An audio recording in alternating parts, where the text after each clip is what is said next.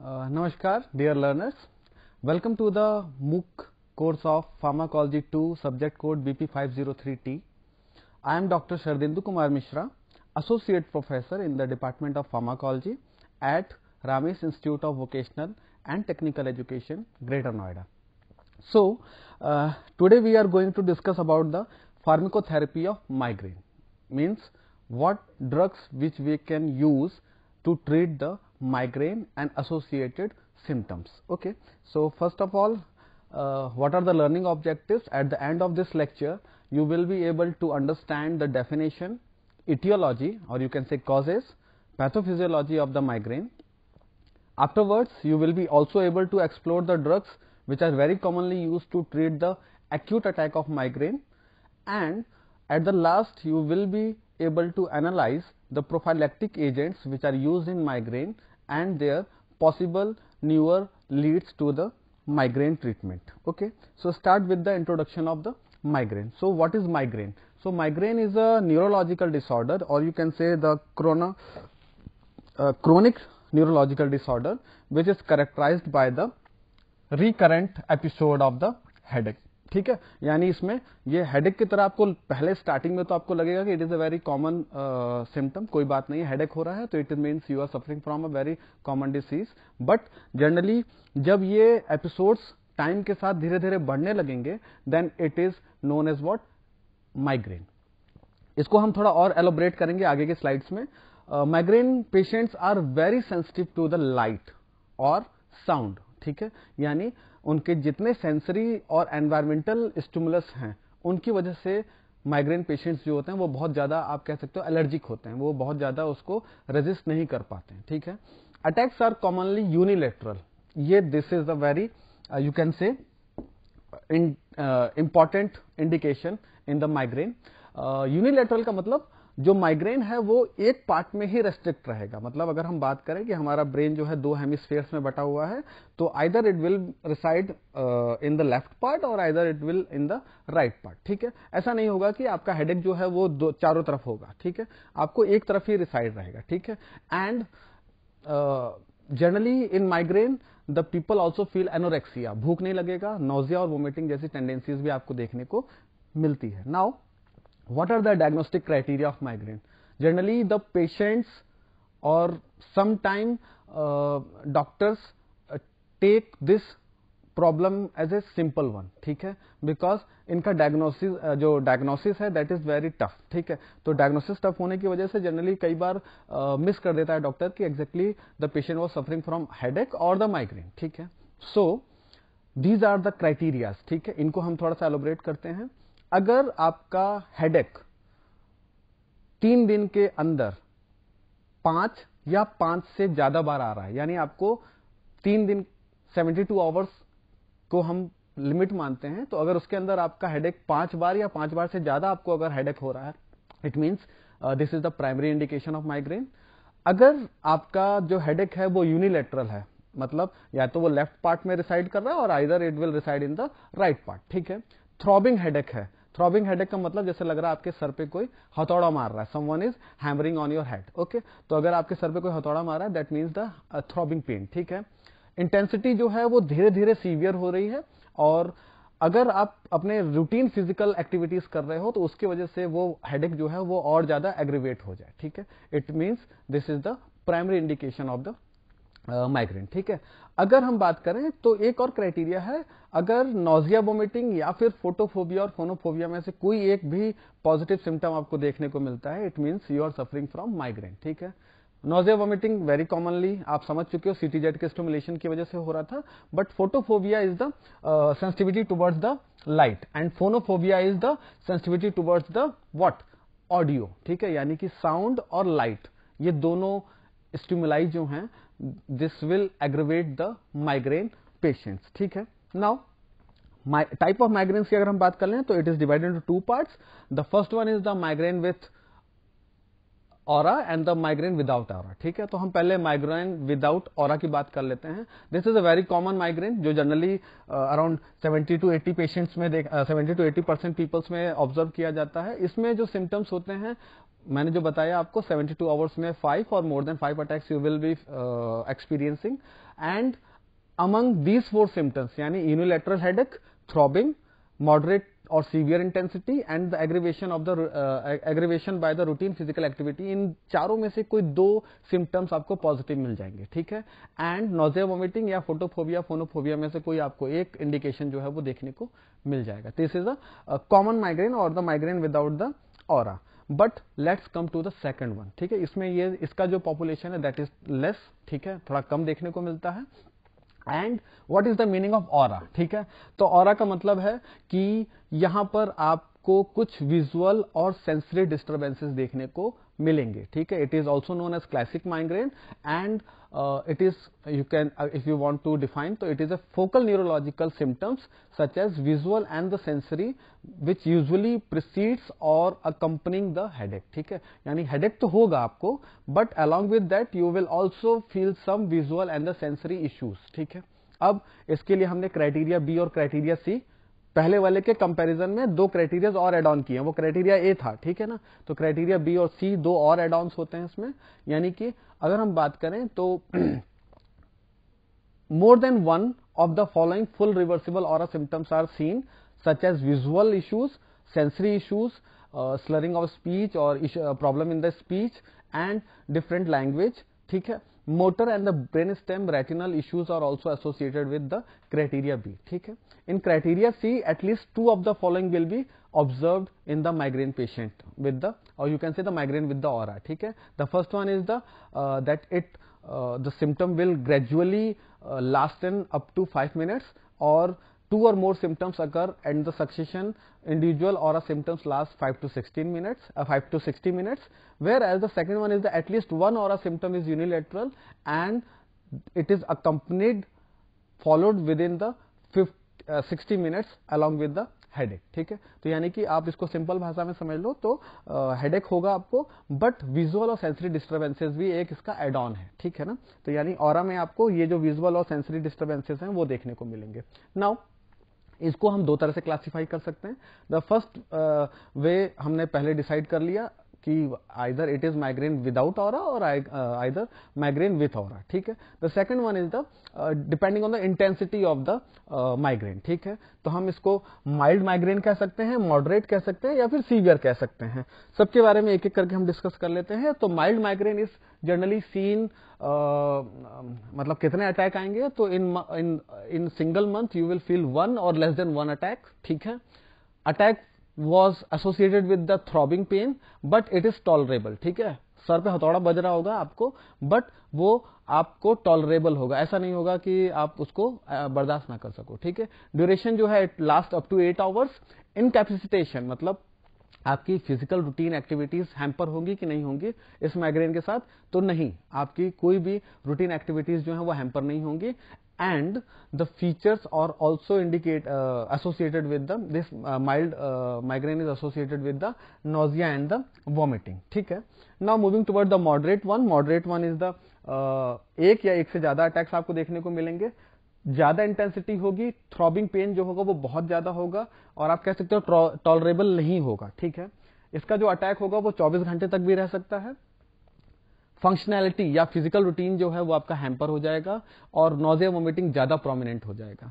Severe की बात करें तो 3 या 3 से ज्यादा अटैक्स आपको 1 महीने में देखने को मिल सकते हैं। थ्रॉबिंग पेन जो होगा वो अपने अटमोस्ट प्रायोरिटी पे होगा। ठीक है, 48 आवर्स तक इसका पेन जो है, हेडेक जो है वो रिसाइड करेगा आपके बॉडी में और इस कंडीशन में आप फिजिकल एक्टिविटी बिल्कुल भी नहीं कर सकते हो।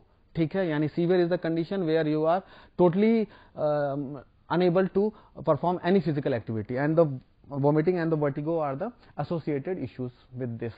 Now pathogenesis of migraine अगर हम बात करें तो जनरली 2 थ्योरीज हैं। वेस्कुलर थ्योरी कहती है कि the vasoconstriction or shunting of the blood through carotid arteriovenous anastomosis will lead to the migraine attack. ठीक है, अब इसको हम थोड़ा सिंपल भाषा में समझ लेते हैं। जनरली होता क्या है कि हमारे ब्रेन में वैसोकॉन्स्ट्रिक्शन हो रहा है। अब यहाँ पर वैसोकॉन्स्ट्रिक्शन कौन कर रहा था, तो अगर आप प्रीवियस लेक्चर से कोरिलेट करोगे तो 5HT, ठीक है, यानी 5HT is responsible for the vasoconstriction. ठीक है, तो 5HT यहाँ पर वैसोकॉन्स्ट्रिक्शन कर रहा था, और इसके वैसोकॉन्स्ट्रिक्शन करने की वजह से जो ब्लड था वो पूल आउट हो जा रहा था। कहां पर, एक जंक्शन पे, जिसको हम कहते हैं एनास्टोमोसिस। ठीक है, अब इसको एनास्टोमोसिस को समझ लो क्या है। ये है आपका वेन्स, ठीक है, और ये है आपकी आर्टरीज। ठीक है, एक जगह ऐसे एक जंक्शन आएगा जहां पर ये दोनों मिल रहे होंगे। ठीक है, तो this particular site where the exchange of blood has been observed is known as what, anastomosis। ठीक है, और जब वैसोकॉन्स्ट्रिक्शन हुआ यानी ब्लड का कंसंट्रेशन कम हो गया उस पर्टिकुलर एरिया में, तो उसकी वजह से इस्चीमिया और फिर आगे चलकर माइग्रेन का अटैक जो है वो देखने को मिलेगा। डिस्पाइट ऑफ दिस, यानी आप इसके उल्टा अगर हम बात करें तो न्यूरोजेनिक थ्योरी कहती है, पहले वाले में हमने वैसोकॉन्स्ट्रिक्शन ऑब्जर्व किया था, यहां पर आप वैसोडाइलेशन ऑब्जर्व कर रहे हो। ठीक है, अब होता क्या वो समझ लेते हैं। जनरली इट वाज इंडिकेटेड और यू कैन से मतलब seen with the stimulation of the trigeminal nerve. ठीक है, क्रैनियल नर्व्स की बात करें तो उसमें फिफ्थ जो नर्व है that is known as what, trigeminal nerve. ठीक है, तो ट्राइजेमिनल नर्व का स्टिमुलेशन होगा, that will lead to the secretion of neuropeptides, and these neuropeptides specific कर लेते हैं vasoactive inhibitory VIP, substance P and the CGRP, calcitonin gene related peptide. ये peptides जो है ये निकलेंगे, और ये पेप्टाइड ही रिस्पॉन्सिबल होते हैं for what, neurogenic inflammation, vasodilation and nociception यानी पेन परसेप्शन। ठीक है ना, तो इन सब के लिए रिस्पॉन्सिबल होते हैं। तो this is the different second theory which is generally observed for the pathogenesis of migraine. What are the current therapeutic options are available right now. ठीक है, तो सबसे पहले तो पेन है, हेडेक है, तो उसको हम कम करने के बारे में सोचेंगे, तो this is the acute treatment for the migraine. ठीक है, अगर हम बात करें जनरली हमको पेन को कंट्रोल करने के बाद हम उसके प्रिवेंशन, उसके अटैक को प्रिवेंट करना चाहते हैं। ठीक है, तो to prevent the frequency of the attack, ठीक है, what we can use the prophylactic agent, the second one. ठीक है, and the third and the very important is the behavioural treatment. ठीक है, माइग्रेन के पेशेंट्स में जनरली जब migraine बहुत ज्यादा एक्टिवेट होता है और ये ज्यादातर स्ट्रेस या आपके फिजिकल एक्टिविटी या फिर आपकी कुछ लाइफस्टाइल मॉडिफिकेशंस की वजह से भी देखने को मिलता है, तो उस कंडीशन में बिहेवियरल ट्रीटमेंट में हम meditation, identification of trigger and the psychotherapy हम यूज करते हैं, which is very effective in the treatment of the migraine और प्रोफाइलैक्सिस ऑफ द माइग्रेन। ठीक है, अब हम बात कर लेते हैं फार्माकोलॉजिकल इंटरवेंशंस की। What are drugs which are very commonly used to treat the migraine. तो एंटी इन्फ्लामेटरी एजेंट्स में acetaminophen is very effective, aspirin, naproxen and ibuprofen is very commonly used to treat the acute attack of migraine. अगर हम बात करें तो हम यहाँ पर 5HT 1B 1D receptor agonist भी यूज कर सकते हैं, सच एज अर्गटामीन और नाराट्रिप्टिन। ठीक है, डोपामिन रिसेप्टर एंटागोनिस्ट अगर यूज करेंगे तो it is also effective to prevent the acute attack of migraine, और इसमें अगर ड्रग्स की बात करें तो metoclopramide and chlorpromazine is very effectively used. And one thing which you have to understand that the therapy is not applicable to all the patients of the migraine। ठीक है, it depends on the symptoms and the diagnosis of the that particular patient। ठीक है ना, तो यहाँ पर हमको therapy जो है वो इंडिविजुअलाइजेशन थेरेपी के बेसिस पे या पर्सनलाइज थेरेपी के बेसिस पे करनी होती है। अगर हम बात करें एक्यूट माइग्रेन में सबसे ज्यादा चलने वाले ड्रग्स क्या हैं, ठीक है, तो 5HT1 एगोनिस्ट जो है उनको हम सबसे ज्यादा चलाते हैं। ठीक है, अगर हम बात करें तो ये न्यूरोजेनिक पैथोजेनेसिस में जो न्यूरोजेनिक थ्योरी थी उसके थ्रू काम कर रहा है। ठीक है, उसको हम कोरिलेट करेंगे। ओरल एजेंट्स में अगर देखें तो we have ergotamine, naratriptan, rizatriptan, sumatriptan, frovatriptan, almotriptan, triptan जितने भी हैं, all triptans are generally you can say comes in the category of 5HT agonist and they are very commonly used in by the oral route. ठीक है, nasal route से हम जो sprays आते हैं, नेजल स्प्रेज आते हैं डाइहाइड्रोअर्गटामीन का या फिर सुमाट्रिप्टेन और जल्मीट्रिप्टेन। ठीक है, यानी आप ध्यान रखना ट्रिप्टेन में sumatriptan and zolmitriptan are the agents which comes in the oral as well as the nasal formulation. Parenteral में DHE और सुमाट्रिप्टेन ही अवेलेबल है मार्केट में, जो कि यूज किया जाता है एक्यूट माइग्रेन को ट्रीट करने के लिए। अब हम एक एक करके डिस्कस कर लेते हैं। डोपामिन एंटागोनिस्ट देख लें तो हमने बात किया ओरल में हमारे पास मेटक्लोप्रामाइड जो है या फिर प्रोक्लोरप्राजिन जो है वो अवेलेबल है, and in parenteral we have the option as a chlorpromazine, metoclopramide and prochlorperazine, ठीक है ना। तो ये एजेंट्स जो हैं ये जनरली यूज किए जाते हैं for as a dopamine antagonist, ठीक है। अब कैसे चॉइस करें, ठीक है। तो डिपेंडिंग इसके लिए कुछ गाइडलाइंस बनी हैं और कुछ क्लिनिशियंस के जो प्रिस्क्रिप्शन पैटर्न है उसके बेसिस पे हम इसको एक चॉइस ऑफ ड्रग बता रहे हैं। अगर आप ओरल रूट से लेना चाहते हो तो एसिटोमिनोफेन, डाइक्लोरफेनाजोन एंड आइसोमेथेप्टेन, ठीक है। It is a very effective treatment for the acute migraine. Nasal route से अगर आप लेना चाहते हो तो नेजल स्प्रे आता है मार्केट में, ब्यूट्रोफेनॉल, दैट इज वेरी इफेक्टिव। और अगर पैरेंट्रल रूट से जाना चाहते हो तो narcotics is a choice of drug which is very effectively कर्ब the issues of the acute migraine, ठीक है। आगे चलने के बाद एक टाइम ऐसा आता है जब आपका माइग्रेन जो है वो क्रोनिक माइग्रेन में कन्वर्ट हो जाता है, ठीक है, और वहां पर एनेसेट्स या फिर एनाल्जेसिक एजेंट्स काम नहीं करते हैं, ठीक है। आपको हेडेक में आप कितने भी पैरासीटामोल खा लो, नेप्रोक्सेन खा लो या फिर एस्प्रिन खा लो, that will be not going to work, ठीक है ना। तो उस कंडीशन में हम क्या करते हैं, हम फर्स्ट टायर ट्रीटमेंट स्टार्ट करते हैं जिसमें कि सुमाट्रिप्टेन, एल्मोट्रिप्टेन, रिजाट्रिप्टेन, एलेप्ट्रिप्टेन एंड ज़ोल्मिट्रिप्टेन आता है, ठीक है। अगर हम चाहते हैं कि हम कुछ ऐसे ड्रग लें जो कि बिकॉज इनके साथ ओरल एब्जॉर्प्शन जो है वो एक बड़ा इशू है, हमने पिछले स्लाइड मतलब पिछले लेक्चर में भी डिस्कस किया था, ठीक है, कि ट्रिप्टेन्स जो हैं या फिर एगाटामीन्स है उनका एब्जॉर्प्शन थोड़ा स्लो होता है, ठीक है। तो अगर हम चाहते हैं कि हम थोड़ा ड्यूरेशन ऑफ एक्शन को बहुत ज्यादा कर लें, ठीक है ना, तो या फिर बेटर टॉलरेंस देखें, ठीक है, तो उस कंडीशन में naratriptan and frovatriptan is the choice of drug, ठीक है। अगर आपका हेडेक जो है वो इनफ्रिक्वेंट है, उसकी कोई फ्रिक्वेंसी नहीं है, कभी भी आपको हो जा रहा है, ठीक है, तो in that condition you can go with the ergotamine और डाइहाइड्रो अर्गेटामीन, ठीक है। If you want ergotamine, so per-oral route is the suggestive route for the argatamine administration, whereas the nasal spray of the DHE is very effective to treat this type of infrequent headaches, ठीक है। Early nausea और आपको problem है कि आप tablet खाते हो आपको तुरंत वोमिट आउट हो जाता है, तो in that condition you can go with the nasal spray और सम वेफर्स आर देयर, ठीक है। तो ज़ोल्मिट्रिप्टेन और सुमाट्रिप्टेन मार्केट में नेजल स्प्रे आता है, उसको आप यूज कर सकते हो अगर आपको मॉर्निंग में नोजिया ज्यादा देखने को मिलता है या फिर आपको टैबलेट खाने पर वोमिटिंग हो जा रही है। तो रिजाट्रिप्टेन जो है वो वेफर में आता है, ठीक है, आप उसको भी यूज कर सकते हो। हेडेक रिकरेंस की बात करें, अगर हेडेक जो है वो रिकरेंट है, ठीक है, अभी हुआ फिर थोड़ी देर बाद हुआ फिर थोड़ी देर बाद हुआ, तो अगर उसकी फ्रिक्वेंसी ज्यादा है तो in that condition you can go with the ergotamine parenteral route के थ्रू। और अगर हम बात करें नाराट्रिप्टेन, एल्मोट्रिप्टेन और एलेट्रिप्टेन जो है वो पर-ओरल रूट के थ्रू हम जा सकते हैं, ठीक है। Okay, so if tolerance is the concern, ठीक है, अगर हम बात करें कि आप एक्यूट ट्रीटमेंट को टॉलरेबल नहीं है आपको, ठीक है, तो नाराट्रिप्टेन या almotriptan are suggestive by the peroral route and it is very effective in particular conditions, ठीक है।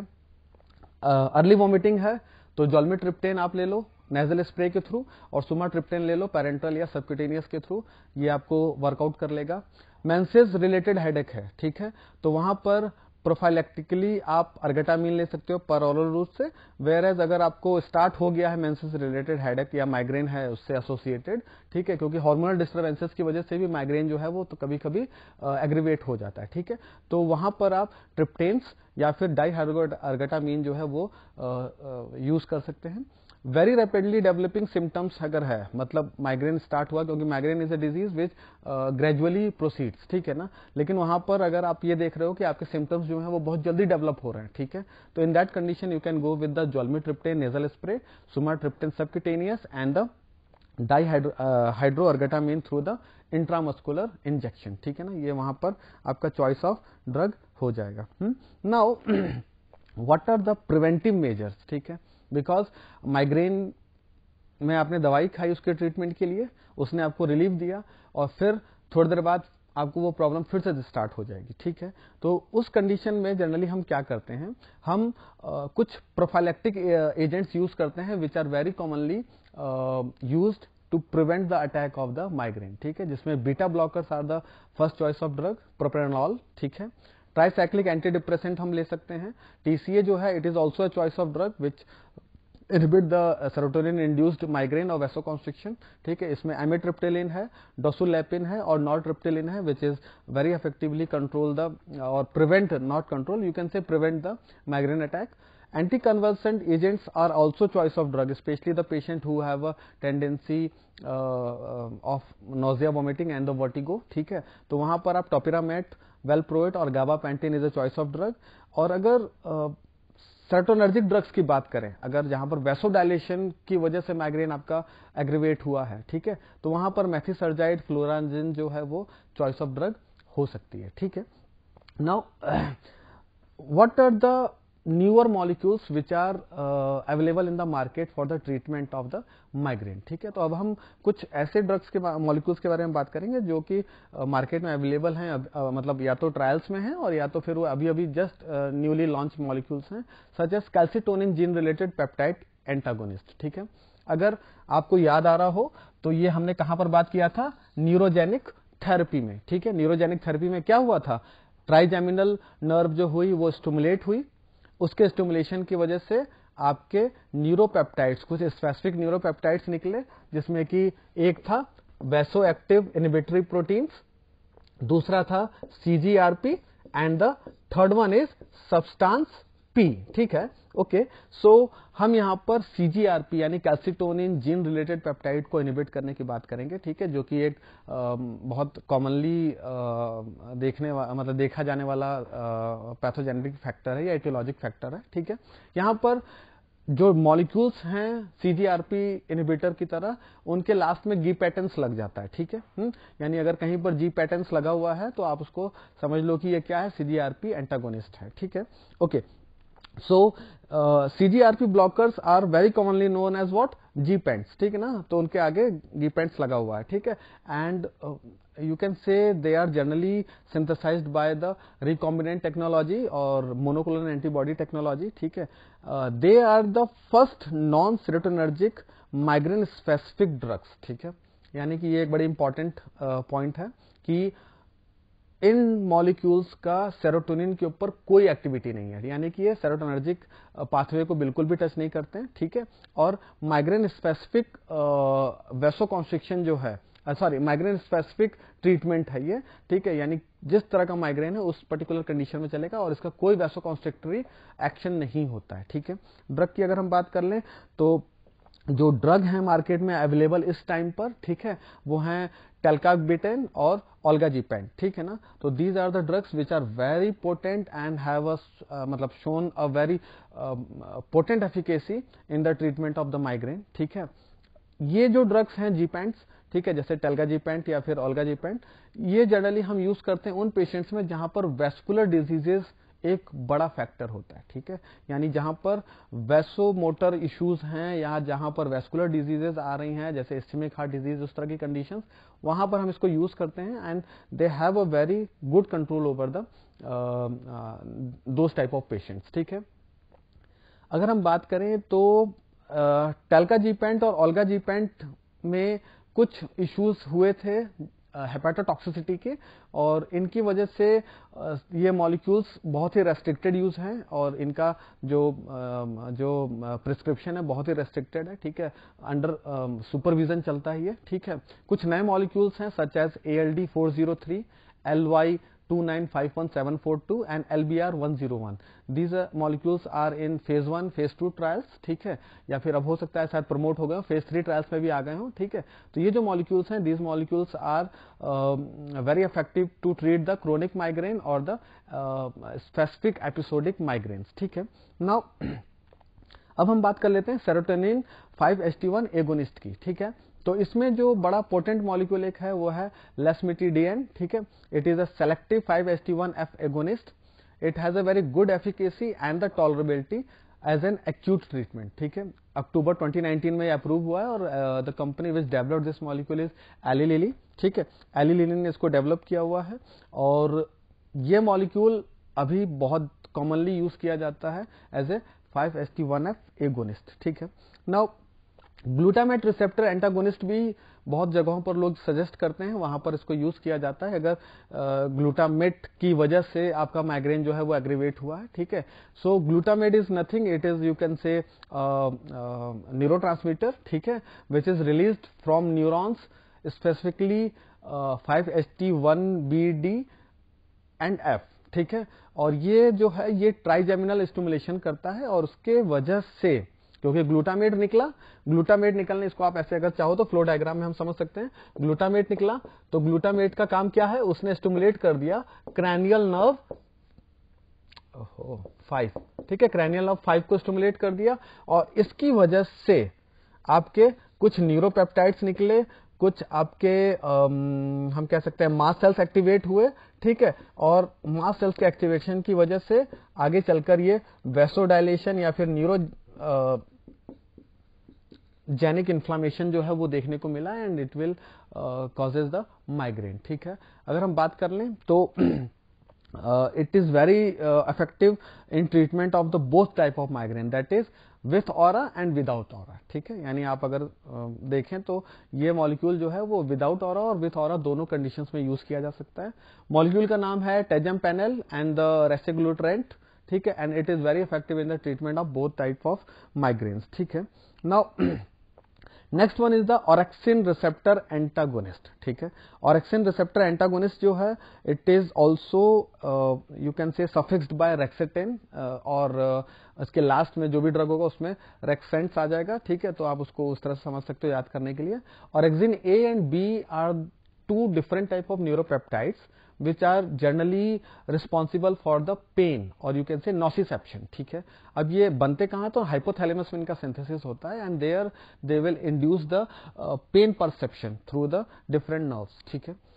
The molecule is the drug which is belongs to this class is filorexant, ठीक है। तो आप देखो रेक्सेंट आ गया लास्ट में, तो इसलिए मैंने बोला कि सफिक्स है फिलोरेक्सेंट इसका, ठीक है। तो filorexant is the drug which is effective in both type of receptor, orexin A as well as orexin B, ठीक है। और ये उसको ब्लॉक करके उस रिसेप्टर को जो नॉसिसेप्शन वाला प्रॉब्लम है उसको रिजॉल्व कर देता है, ठीक है। It is right now in phase 2 trial, ठीक है, और मतलब कंप्लीट कर लिया फेज 2 ट्रायल को इसने, और इट इज मतलब very soon it will be in market for the treatment of the orexin A और बी मेडिएटेड माइग्रेन, ठीक है।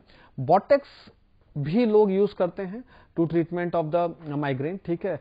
तो ये है क्या Botox, it is on botulinum toxin A, ठीक है। तो ये जो टॉक्सिन ए जो है जिसको हम कह रहे हैं, ठीक है, ये इसको जब हम देते हैं तो it inhibits the release of excitatory neurotransmitters, ठीक है। यानी जो न्यूरोट्रांसमीटर्स हैं स्पेशली कौन से, एक्साइटेटरी, जो कि हमारे ब्रेन के फंक्शन को स्टिमुलेट करते हो या एक्साइटेशन करते हो, उन न्यूरोट्रांसमीटर्स को ये ब्लॉक कर देता है और उसको ब्लॉक करने की वजह से motor neurons as well as sensory neurons की जो फंक्शनैलिटी है वो क्या होती है, कम हो जाती है, ठीक है। नाउ बोटेक्स इंजेक्शन जो है वो बहुत कॉमनली यूज किया जाता है मार्केट में, ठीक है। ये मतलब आप कहो कि मतलब एस्थेटिक ट्रीटमेंट में तो आता ही है, मतलब लोग इसको रिंकल्स फ्री होने के लिए या फिर एजिंग को प्रिवेंट करने के लिए तो यूज करते हैं, बट अलॉन्ग विद दैट अगर थेरेपेटिक इम्प्लीकेशन की बात करें बोटेक्स की, तो it prevents the headache in adult patients and आप कहो सिम्टम्स क्रोनिक माइग्रेन के पेशेंट्स में ये बहुत कॉमनली यूज होने वाला इंजेक्शन है, ठीक है। Every 12 week as a multiple injection will lead to the relaxation और you can say you can rid of this migraine, chronic migraine, ठीक है। and the site of injection is generally head and the neck, ठीक है। अब हम ये injection बहुत ज्यादा देते हैं उस पर्टिकुलर साइट्स में, तो उस पर्टिकुलर साइट्स में ये इंजेक्शन ज्यादा देने की वजह से आपको नेक पेन या फिर हेडेक पेन जो है वो देखने को मिलता है, ठीक है। सो ट्रांसडर्मल पैचेस एक लास्ट इसमें हम देख लेते हैं, what is the transdermal patches. तो सुमाट्रिप्टेन का ट्रांसडर्मल पैच भी आता है, 2013 में एफडीए ने इसको अप्रूव किया and it is acute medication for the you can से माइग्रेन, ठीक है। इसमें ये एक बैंडेज तरह का आता है, पैच टाइप का आता है, ट्रांसडर्मल पैच होता है, इसको आप लगा लो और ड्रग जो है वो धीरे धीरे इसमें से सस्टेन रिलीज होता रहता है, ठीक है। Now temporally it is suspended due to some serious application और you can say the skin related issues, ठीक है। इसमें द साइट ऑफ मतलब जहां पर इसको आप लगाते हो पैच को, ठीक है, वहां पर बर्न या फिर स्कार हो जाता है, ठीक है, और इसकी वजह से एफडीए ने इसको टेम्पोरली सस्पेंड कर दिया है, ठीक है। Now these are the references and Thank you for your patience listening.